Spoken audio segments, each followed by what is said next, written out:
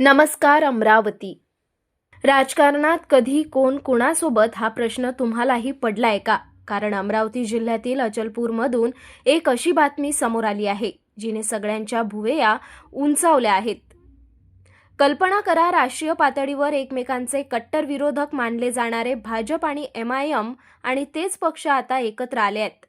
होय, अचलपूर नगर परिषदेमध्ये भाजप आणि MIMची थेट युती पाहायला मिळते आहे.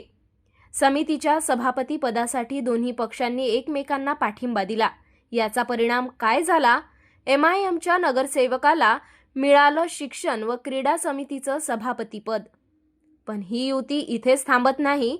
MIMचे 3 नगरसेवक, अजित पवारांच्या राष्ट्रवादी काँग्रेसचे 2 नगरसेवक आणि 3 अपक्ष नगरसेवक, हा संपूर्ण गट भाजपसोबत उभा राहिला आहे. आता प्रश्न असा आहे की ही युती केवळ सत्तेसाठी आहे की येणाऱ्या निवडणुकांचा ट्रेलर? स्थानिक राजकारणात विचारधारेपेक्षा आकड्यांचं महत्त्व जास्त ठरतंय का? आणि या नव्या समीकरणाचा फटका किंवा फायदा नेमका कुणाला होणार? अचलपूरमध्ये भाजप आणि MIM एकत्र आल्याने राजकीय चर्चांना अक्षरशः उधाण आलं आहे.